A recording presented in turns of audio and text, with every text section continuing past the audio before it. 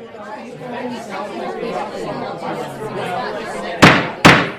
right, my lords, we shall begin.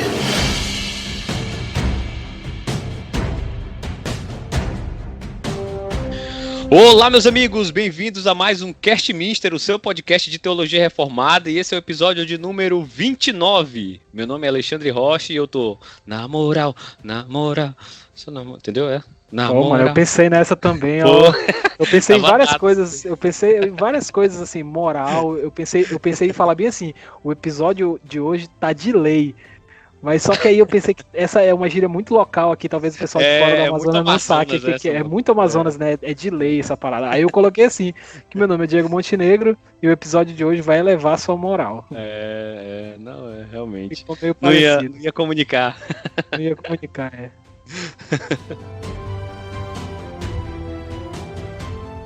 Então, pessoal, depois de mais um longo e tenebroso inverno, estamos aqui de volta com o nosso cheirosíssimo breve catecismo de Westminster, né?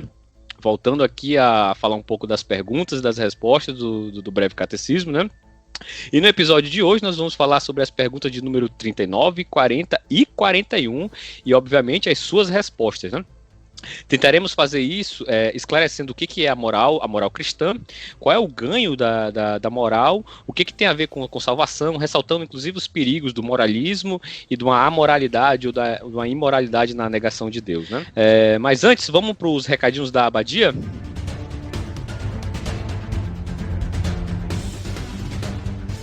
Pessoal, nos recados da abadia de hoje, eu queria indicar alguns episódios nossos. Queria pedir primeiro perdão porque nós demos uma sumida no meio da pandemia. Nós simplesmente desaparecemos, né? Mas, enfim, tudo ficou meio maluco mesmo e as nossas agendas também. Enfim, tivemos alguns problemas aqui internos e acabou que não gravamos mais episódios, né? Mas agora estamos de volta, né? Queria indicar para vocês o episódio que nós gravamos sobre cristianismo e política e idolatria política. Gravamos também há muito tempo já, mas recomendo para quem ainda não ouviu o episódio com o Rodolfo Amorim sobre o pensamento econômico de Calvino, tá lá pelo Spotify, todas as redes aí que vocês já conhecem, todos os canais de streaming. Gravamos também sobre a cosmovisão indígena com o pastor Marcelo Carvalho, foi um papo muito bacana, gravado em 2 partes, ficou muito bacana também. E o resto vocês já sabem, sigam nas nossas redes sociais, Facebook, Instagram, Twitter, blá, blá, blá, tudo que vocês já conhecem, e bora pro episódio.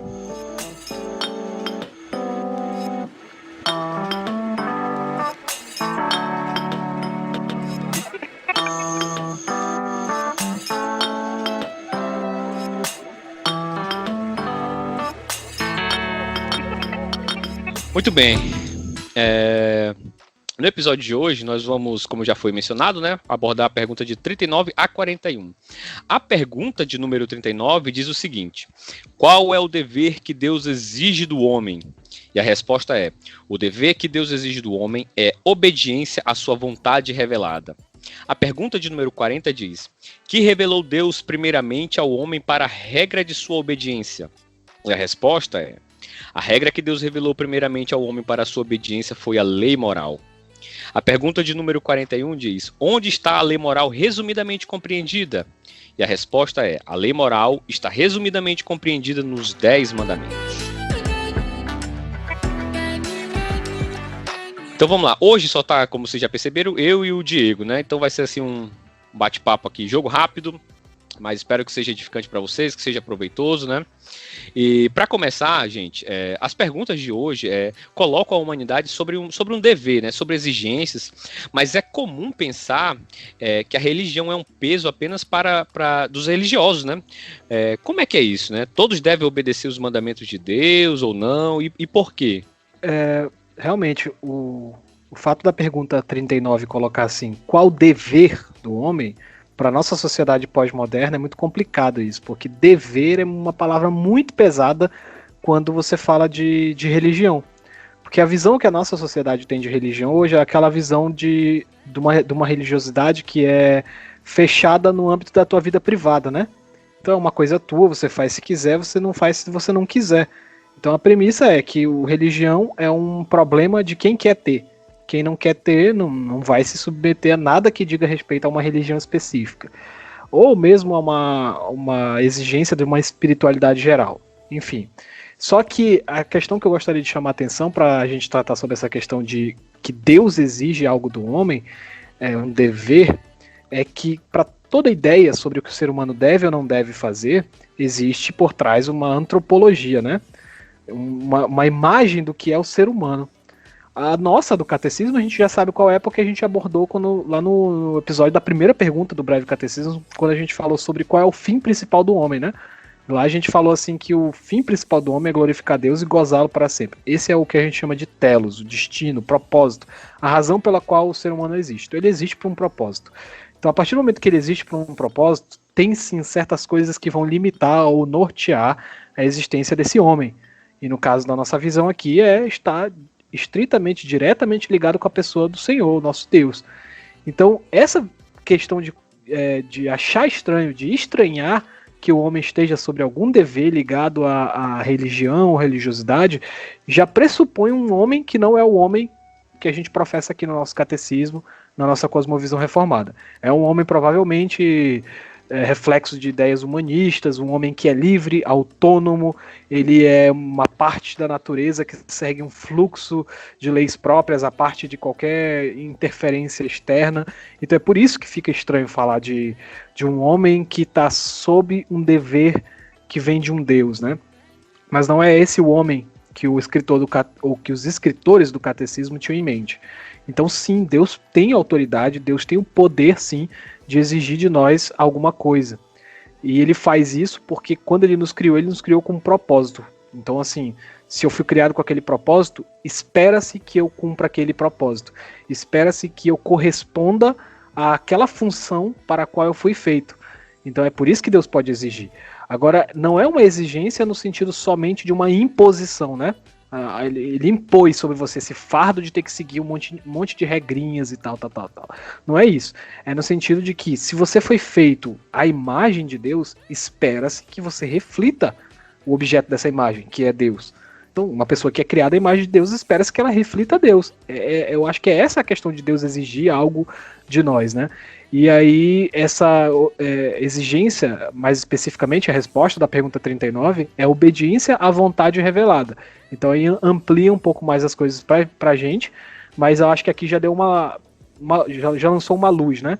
Quando Deus ele chama os crentes, né, aquela pessoa especificamente que é dele, aí amplia um pouco mais, né, essa obediência à vontade revelada, porque aí envolve salvação, envolve outras coisas, mas acho que já tem uma luz lançada aqui pra gente começar. A pergunta 39, né, ela fala que me parece que esse é um dever que Deus exige de todo homem, né, cristão ou não cristão. Uhum. Mas como o homem caiu, né, por causa da queda, né, Sim. somente os que são chamados eficazmente através do Espírito Santo, né, em Jesus Cristo, é que tem a capacidade, através do Espírito Santo, de responder positivamente às exigências de Deus, né. E é bom que se diga que como o Senhor Jesus Cristo diz, né, os seus mandamentos não são pesados, né. O meu fardo é leve e o meu jugo é suave, né?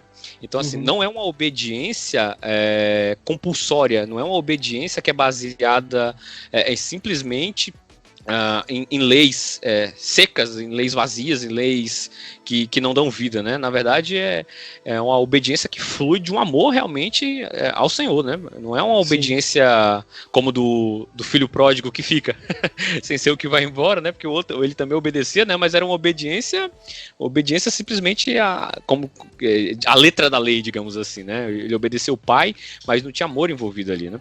É tanto que ele fica pistola da vida quando o outro irmão volta, né? Porque, pô, fiz o meu aqui e tu não falou nada, não me deu um carneiro aqui pra me alegar pros meus amigos, né? E esse teu filho aí, se moral, tu vem e faz um banquete, né?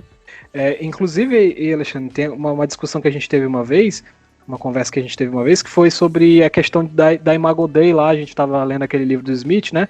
O Desejando o Reino, e aí tu comentou assim que ele fala da Imago Dei mais como uma missão, né? Algo que a gente precisa né? ser uma tarefa, né?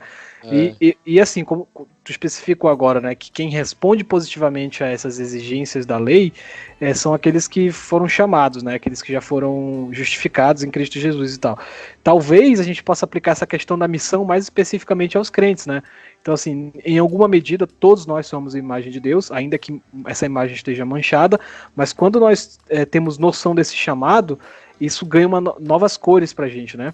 Essa ideia, quando você conhece a Escritura, você vê para que você foi feito, você descobre para que você existe, aí sim pode-se dizer que de fato se torna uma missão, né? Um objetivo, algo que norteia a tua existência, e aí, como tu disse, não é um fardo, é um motivo de existência, um novo norteador para sua vida, um gás, um impulso. Você agora sabe as suas potencialidades, você sabe o que você é capaz de ser e de fazer quando você está religado, quando você supera a ruptura da queda, né? Você tem a capacidade de refletir a imagem do Deus que criou o universo. Então, de forma nenhuma, isso é um fardo, né? Sim, com certeza. E mais, né? Eu vou além. A gente vê que as pessoas, né? Os descrentes, os não cristãos, né? Eles têm uma ideia a respeito da lei de Deus, que primeiro que ela seria opcional, né, que nós poderíamos ter uma vida plena a parte da lei de Deus, né, a parte da lei moral do Senhor, e que ela é só um complemento, sabe? Assim, algo que não necessariamente faz qualquer diferença na nossa vida, né? Ou então que ela é um elemento de suprimir a liberdade, né? Esse que para mim é o problema. Quando as pessoas olham para a lei do Senhor, né, dizem, não, isso aqui quer limitar, quer coibir a minha liberdade, né? Na verdade, a lei do Senhor é o que habilita de fato a liberdade. A lei do Senhor não foi feita para nos limitar, mas sim para nos emancipar. Ela é uma habilitação, na verdade. É por isso que o salmista diz no Salmo 19 que a lei do Senhor é perfeita e restaura a alma. Tiago vai dizer lá da lei da liberdade, né? Então eu até fiz um texto recentemente sobre isso no Facebook, com essa ideia, né? Que para você ser livre, você tem que pensar dentro das categorias lógicas do pensamento, né?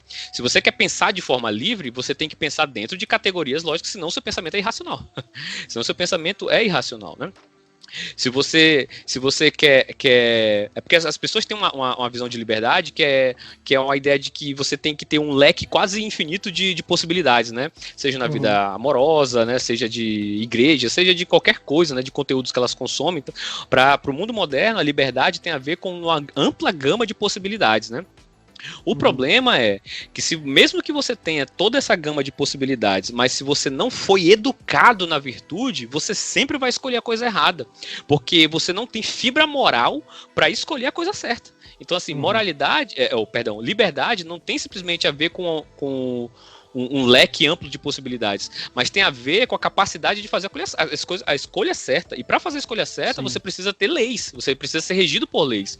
E quem melhor para nos direcionar, para nos dar diretrizes do que a lei do Senhor, né? Do que a palavra do Senhor. Então, assim, pode falar. Não, eu ia dizer que é por isso mesmo que eu falei sobre a questão da antropologia humanista, né? Porque ela pressupõe esse ser humano aí que tu tá falando, um ser humano que entende que se a tua decisão não for considerada dentro de um leque de possibilidades que poderia igualmente ser selecionada, ela não é válida. E outra coisa, ela torna qualitativa a escolha liberal, digamos assim, sabe? É como se o fato de você escolher livremente, independente do que você escolher fazer com a tua vida, mas o fato de você escolher livremente, automaticamente valida aquela decisão. Então, e não é isso não é verdade. Porque a gente pode pensar em inúmeras, infinitas possibilidades de escolhas livres que são ruins, que inclusive vão te levar a se escravizar. Então, sim, assim, não. São escolhas viciadas, né? São escolhas viciadas. Exatamente, né? Escolhas viciadas. Você vai dizer que o ponto de partida não foi livre? Foi livre, mas redundou num ciclo de escravidão, autoescravidão. Então, assim, uma escolha meramente livre, ela não é necessariamente libertadora, né? Sim, e nem boa. E a liberdade tem esse paradoxo, né? A liberdade, ela tem essa tensão, né? De que para você exercer sua liberdade, de fato, de forma emancipatória, você tem que privar-se de certas coisas para que você, de fato, tenha uma liberdade de qualidade, né? Como eu falei no início, né, a respeito da educação na virtude, né?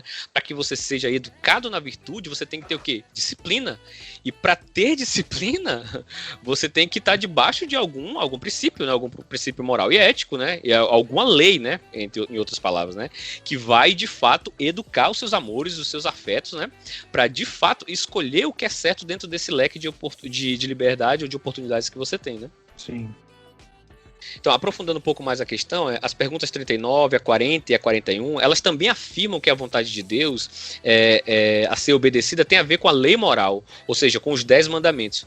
Mas por que nós cremos que isso de fato seja uma vontade revelada e não só um episódio, sei lá, histórico-cultural do povo hebreu antigo? Novamente, né?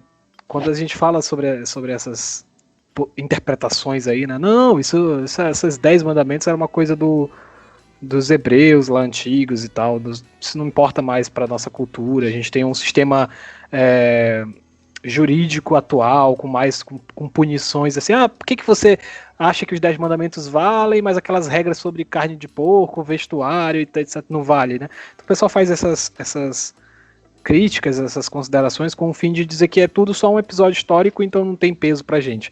Só que o que a gente precisa considerar é esse episódio cultural, histórico, que, claro, né, é um episódio cultural, é um episódio que acontece na história, mas a gente tem que contextualizar ele no todo da história. Se você for retroceder até o Jardim do Éden, você vê que na relação entre Deus e Adão e Eva, já havia ali acordos implícitos, explícitos, já haviam acordos, o ser humano sabia o que cabia a ele fazer, cuidar do jardim, dar nome aos animais, às plantas, dominar a criação, ele sabia como tinha que se relacionar com a sua companheira Eva sabia como tinha que auxiliar Adão, então tinham ali diversos acordos. O que acontece com a queda é que o ser humano passa a não mais corresponder a esses acordos implícitos, e é essas coisas que se espera do homem, porque Deus exige isso do homem. Então, como inclusive tu já salientou aí que a queda faz com que a gente não cumpra a lei. Então, assim, o que acontece? É que Deus, ele não abandonou a missão. É por isso que eu digo que tem que enxergar no todo da coisa. Deus, ele não abandonou aquela missão que ele tinha, ou missão, melhor dizendo, propósito que ele tinha, de criar seres que iriam glorificá-lo e gozá-lo para sempre. Ele não abandonou essa missão. Ele continuou com esse projeto, e esse projeto vai se desenvolvendo na história com diversas etapas. Então, uma das etapas desse processo de separação do povo, das pessoas que iriam ser os herdeiros dessa aliança, dessa promessa dessa aliança, um desses episódios é a entrega da lei moral aos hebreus. Não é o único.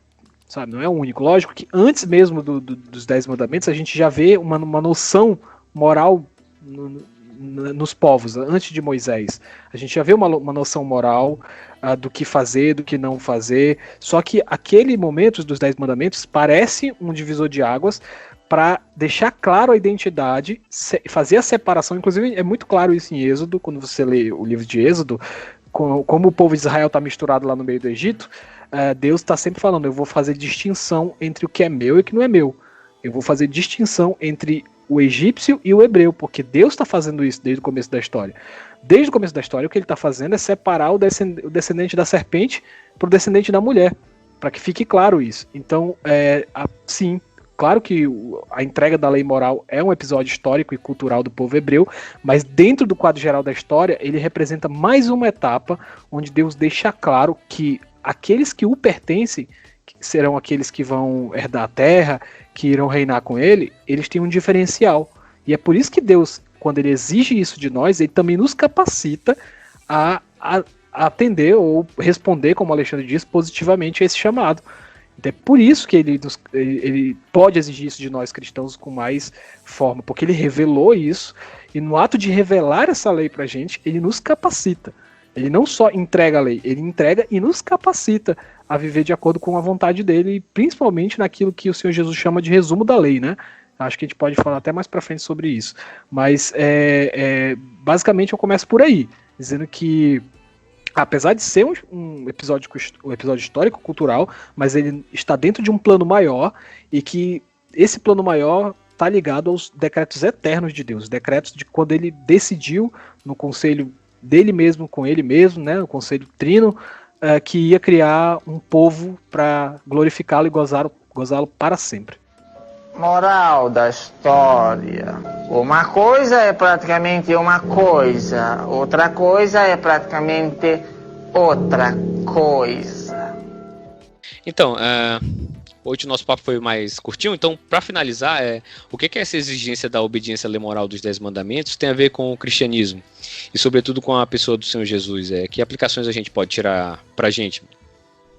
Pois é, eu fiquei segurando, sabe? Porque nas duas perguntas já dá vontade de ir direto pro Senhor Jesus para mostrar que toda essa questão faz mais sentido à luz dele. Mas eu fiquei me segurando aqui para falar do Senhor Jesus na aplicação, né? Porque eu sabia que a pergunta ia ter a ver com ele. E o que precisa ficar claro dentro de todo esse processo que a gente está abordando aqui, de Deus como sendo alguém que tem direito de exigir de nós algo, porque ele é o nosso criador, porque ele fez, de Deus como aquele que projetou todo um plano que se desenvolve na história para separar o que é dele, que esse plano vai culminar justamente em Jesus. E falando de cristianismo, né, a pessoa do Senhor Jesus é central. E ele é que inaugura esse reino prometido, é ele que cumpre os mandamentos. E aqui é importante, quando a gente fala que o Senhor Jesus cumpriu os mandamentos, não é só no sentido de que ele obedeceu a regra da lei. Tem, claro que foi isso também, ele foi obediente aos mandamentos. Mas também no sentido de que ele é o cumprimento daquilo que os mandamentos faziam referência, e ele também é o instrumento pelo qual os mandamentos passam a ser cumpridos. Também tem isso. Ou seja, quando eu estava falando aí sobre o fato de que quando o Senhor Deus dá os mandamentos a gente, ele também os torna cumpríveis, vamos dizer assim, o Senhor Jesus é fundamental para isso. Porque ele é o cumprimento da aliança, daquilo que a gente lia no Antigo Testamento, quando Deus prometia que ia pegar a lei dele e não ia mais trabalhar essa lei com tábuas de pedra, mas que ele ia colocar essa lei no nosso coração. Então, é por meio do sacrifício, é por meio do Senhor Jesus nos comprando para Deus que isso acontece, que nós somos inseridos na família do Senhor. E aí com todo aquela narrativa, com toda a história do Novo Testamento, a gente vê o Senhor Jesus indo de volta para o Pai e deixando o Consolador dele habitando dentro de nós. Então isso é muito importante para a gente. Aquilo que era externo no sentido de uma aplicação jurídica, digamos assim, de uma representação jurídica e moral da lei de Deus, o Senhor Jesus pega e envia para que more dentro da gente. O Espírito vai morar dentro da gente, nos constrangendo, nos ensinando a orar, levando nossas preces ao Pai pelas intercessões do próprio Senhor Jesus. Ele nos santifica, que é um dos papéis da lei era isso, né? Separar o povo de Israel dos demais povos, e separar no hebraico tem tudo a ver com santificação. O Espírito Santo nos santifica. Então, sem dúvida nenhuma, o impulso maior que leva o cristão a viver de acordo com a lei é o Espírito Santo, o Espírito do Senhor Jesus que está conosco. Então Jesus tem tudo a ver com isso. Porque se ele não cumprisse todas as promessas da lei, dos profetas, se ele não cumprisse tudo isso, ele não teria como fazer com que isso acontecesse. Porque não se pode esperar de seres que continuam caídos, de seres que continuam sob os efeitos da queda, e de uma aliança que é ainda parcial, né? Porque tem que lembrar isso também, a aliança do Antigo Testamento, ela era parcial, ela tinha um propósito. Quando você vai ler o livro de Hebreus, fica bem claro isso. Ela é uma aliança inferior, se colocada diante da aliança com o Senhor Jesus Cristo, do que ele veio fazer. Então, quando nós temos esse panorama de como o Senhor Jesus Cristo, o que o Senhor Jesus Cristo representa para o Antigo Testamento, aí faz todo sentido. Faz todo sentido você olhar para a lei de Deus com, digamos assim, com um carinho a mais. Por que eu falo de carinho? Porque é muito comum, né, Alexandre, na realidade evangélica, aquela contraposição quase que, sabe, uma oposição até ferrenha entre lei e graça, né? Eu não estou dizendo que não haja mesmo, de fato, um paradigma na Bíblia entre lei e graça, mas estou dizendo que isso é colocado até como se um fosse inimigo do outro. A lei é má e a graça é boa. Então, assim, o Senhor Jesus, para mim, é a chave para fazer com que a gente não pense dessa forma. A gente vai entender que, na verdade, a lei dizia respeito a um tipo de ser humano que era prometido que nós fôssemos, mas que a gente só podia ser isso em Cristo. Então, o que ele fez? Ele encarnou e viveu essa vida. E aí, a partir do momento que ele viveu essa vida, ele inaugura o tempo onde que nós podemos viver dessa forma. Então, basicamente, para mim, essa é uma das aplicações de como a gente pode olhar para a lei do Senhor e pensar em nós hoje como cristãos. Aí a pergunta 41, só para finalizar aqui minha resposta, a pergunta 41 pergunta, né, onde está a lei moral resumidamente? E aí a resposta é que a lei moral está resumidamente compreendida nos 10 mandamentos, só que se você for olhar o teu breve catecismo aí na tua casa, onde você estiver, você vai ver que a referência bíblica para esse para essa pergunta 41 é Deuteronômio 10, versículo 4 e Mateus 19, 17 e 19. Ou seja, por que tem um texto do Antigo e um texto do Novo? Justamente por isso que eu estou falando. Porque você vai ter lá Deuteronômio 10, ou poderia ter Êxodo 20 também, né? São paralelos. Você tem Deuteronômio 10 e você tem um texto do Novo Testamento para demonstrar, sabe, esse paralelo que eu estou falando. Não é uma coisa da minha cabeça, esse paralelo. Então você vai ver o Senhor Jesus tanto falando dele mesmo, sobre a importância da lei, como ele sendo arguido pelos fariseus, sendo perguntado qual é o mandamento mais importante, ou ao que se resume a lei. E o Senhor Jesus sempre tira de letra essas pegadinhas, deixando claro que o resumo da lei é tira de letra, né? Deixando claro que o resumo da lei, que a gente está vendo aqui, pela pergunta 41, que é os 10 mandamentos, o Senhor Jesus faz questão de deixar mais claro ainda, dizendo que o resumo disso tudo, não só dos 10 mandamentos, mas da lei de forma mais geral, deixando claro que o resumo disso tudo é o amor, né? E aí, nossa, diante da obra e da vida do Senhor Jesus Cristo, faz total sentido o amor com que ele veio, com que ele se deu, com que ele se entregou. Então isso pra gente, no cristianismo, faz muito, muito sentido, cara. Isso aí. Cara, é bom que se diga também que aqui nós não estamos falando de moralismo ou de legalismo, né? Não é aquela ideia de que nós temos que cumprir requisitos morais para nos achegar a Deus e aí, quem sabe, ele nos aceita, né? Nós somos aceitos por causa de Jesus Cristo, até porque ninguém é capaz de cumprir a lei moral de forma perfeita, né? O que Deus exige de nós é para que nós percebamos da nossa incapacidade, né? Não é a lei que mudou, não é a lei que é pesada, é nós somos nós que estamos abaixo, né? Somos nós que estamos aquém da lei de Deus, e a lei de Deus não pode mudar porque ela reflete o caráter do Senhor, né? E de quem ele é, inclusive nas suas relações intratrinitárias, ou palavra difícil, né? Que é o amor um pelo outro, né? O Senhor Jesus Cristo vai dizer que o resumo da lei é amar ao Senhor teu Deus de todo o teu coração, ao entendimento e ao próximo como a ti mesmo. Por quê? Porque são reflexo da própria Trindade, né? E a gente, volta a dizer, a gente tende a encarar a lei do Senhor.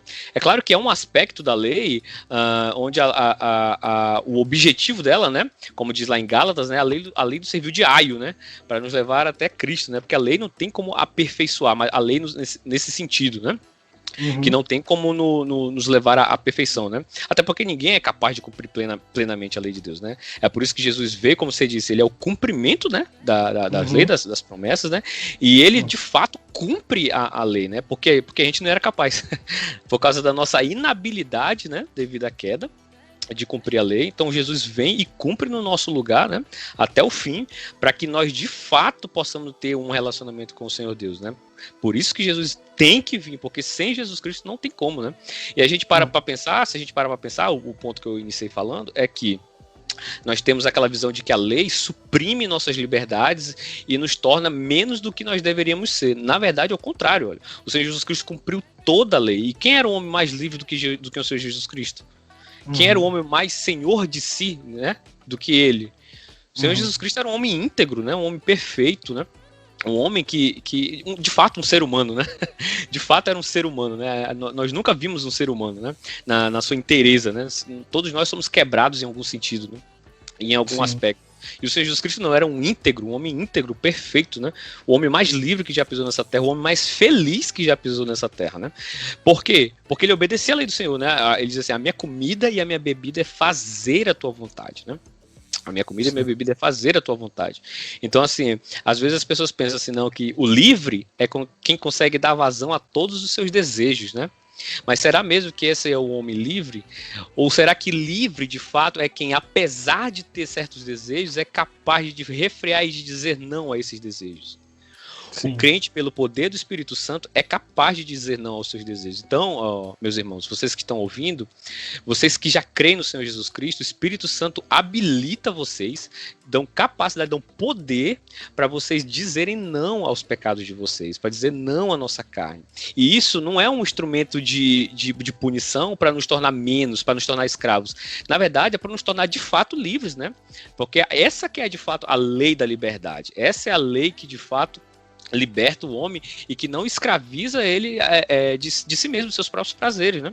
Então, assim, pensando no Senhor Jesus Cristo, né?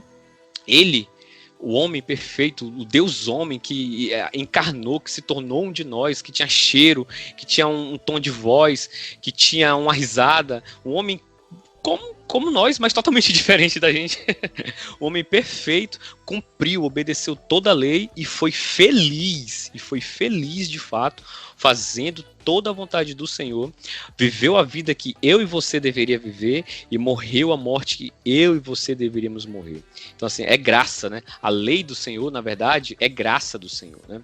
É revelação do Senhor para o nosso bem, né? Para o nosso bem, a lei do Senhor vem a nós para o nosso bem, não para o nosso mal. Então, quando eu penso no Senhor Jesus Cristo, assim, só tenho um sentimento de gratidão mesmo, assim, porque, poxa, se fosse depender de mim, eu cumprir a lei do Senhor de forma perfeita, porque só um cumprimento perfeito seria capaz de me chegar a um Deus que é perfeito, né? É por isso que Jesus vem e cumpre perfeitamente toda a lei do Senhor, e através da sua justiça me é imputado aquilo que ele faz. Isso é maravilhoso, né? Sim. Pensar aqui no Salmo 19, né, a partir do verso 7, que ele fala: a lei do Senhor é perfeita e restaura a alma, o testemunho do Senhor é fiel e dá sabedoria aos simples. Se você for ler todo esse salmo a partir daí, quando ele começa a exaltar a lei do Senhor, falando várias coisas sobre a lei do Senhor, fica muito claro, né, essa visão já no Antigo Testamento, que se você fosse comprar essa narrativa de que a lei do Senhor é um instrumento só de limitação, você não veria uma visão dessa no Antigo Testamento, onde, em tese, a lei era muito mais rígida, né? Então, assim, o que a gente vê ali no Salmo 19 é o salmista, cara, com deleite, com uma alegria, né, com uma felicidade, falar sobre todos os atributos da lei. O temor do Senhor é límpido, permanece para sempre, os juízos do Senhor são verdadeiros e igualmente justos. Aí ele fala: são mais desejáveis do que o ouro, do que o ouro depurado, são mais doces do que o mel e destilados favos. Além disso, por ele se admoesta o teu servo, em os guardar a recompensa. Então, assim, todo esse deleite, todo esse prazer do salmista na lei, não é um legalismo religioso, não é porque ele, sei lá, simplesmente aceitou que tinha um fardo sobre ele, mas é porque ele sabia que aquele era o caminho, né? Aquele era o caminho que apontava para o caráter de Deus, como tu falou. E aí o salmista, sem dúvida, teve um antegozo ali da pessoa do Senhor Jesus, quando ele pensou no justo lá do Salmo 1, né? Que é aquele que é plantado junto aos ribeiros e vira uma árvore verdejante, cara. É isso, né? Por quê? Porque ele não se mistura aos ímpios, ele não se mistura na roda, ele não senta na roda dos escarnecedores. Então a gente vê isso de forma muito clara. A lei do Senhor, ela tem esse poder de nos fazer ser aquilo que nós devíamos ser. Agora, claro, como tu disse, isso é possível porque alguém cumpriu a lei. Alguém cumpriu a lei. Aonde Adão falhou, o Senhor Jesus Cristo venceu. Então a gente está em Cristo, a gente já não é mais do primeiro Adão, é do segundo Adão.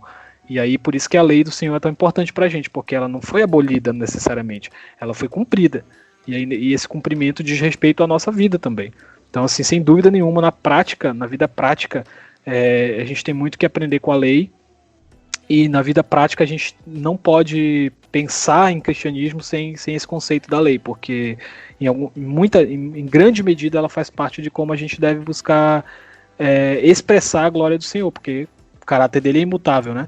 Então, assim, sem dúvida nenhuma é um tema muito, muito negligenciado, assim, pela igreja evangélica, por fazer essa diferenciação que eu falei entre lei e graça, mas eu acho que quando você lê a escritura uma mentalidade assim de aliança, de algo que começa lá no Éden e que não foi abortado depois da queda, mas que vai culminar no Senhor Jesus, isso aí vai ficar mais claro, essa leitura. E é por isso que eu bati tanto nessa tecla, porque eu queria que ficasse bem evidente isso, assim, que se você lê a escritura com esse olhar, você vai ver que a lei não era só um instrumento cultural do povo hebreu e ficou por lá mesmo. Sim.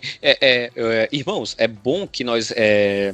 Vou revisar novamente aqui, a questão não se trata de um legalismo, de um moralismo, porque em relação à lei, a gente corre o risco de incorrer num erro muito comum, que é achar que pelo cumprimento da lei, nós de fato nos achegamos ao Senhor. Na verdade, o Senhor nos aceita mediante o que Jesus Cristo fez, e a partir daí nós nos tornamos aptos a cumprir a lei do Senhor. Nós não pensemos que o caminho de volta, a ordem dos fatores não altera o produto, altera totalmente. Altera totalmente a ordem dos fatores aqui, altera totalmente o produto. Não pensemos que é através da nossa obediência que nós nos achegamos a Deus. É Deus que vem até nós através de Jesus Cristo, que nos concede fé, que nos concede arrependimento, que nos salva e que nos habilita para uma vida de santidade, que é através da obediência da lei do Senhor. Nós batemos bastante nessa tecla do Salmo 19, e olha o que diz o Salmo, o versículo 8. Os preceitos do Senhor são retos e alegram o coração. Alegram o coração. O mandamento do Senhor é puro e ilumina os olhos.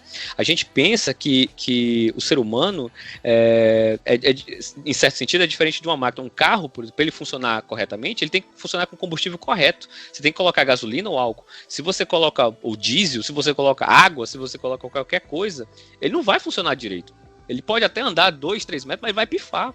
Por quê? Porque a maneira como ele foi concebido é uma maneira que só funciona de determinada maneira. De determinada forma, desculpa a redundância, só funciona de determinada forma. Assim somos nós somos uma espécie de máquina, né, que funciona de forma correta, que é habilitada a funcionar de forma mais plena através da lei do Senhor, a lei que o Senhor nos deu. Então, assim, nós somos salvos unicamente pela fé no Senhor Jesus Cristo, mas quando nós somos salvos por essa fé no Senhor Jesus Cristo, no que Ele fez, Ele nos coloca numa aliança, e nessa aliança nós somos convocados, né, a obedecer ao Senhor por amor, né? Por amor. Então, assim, ainda que, como diz o apóstolo Paulo, nós estejamos sem lei para os homens, nós não estamos sem lei para Deus, para com Deus, né? Então, assim, é importante que isso fique bem claro. É importante que vocês tenham isso em mente. Sim, sacrifícios e holocaustos não quiseste, né?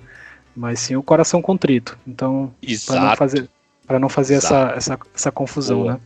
Perfeito. Lá no Antigo Testamento isso daí já estava ficando muito claro, né? Conforme as pessoas se apegavam à externalidade da lei, eles se corrompiam porque não era aquilo, não era o foco. Não era tentar, por meio de alguma... Sempre que o povo invertia, né? Isso. É o lance do fariseu lá, né, mano? Do fariseu e do publicano, né? O cara se gloriou na lei, né? E aí perdeu inclusive a lei, né? Deixou de cumprir a lei achando que estava cumprindo a lei. Isso é... Exatamente. Bizarro.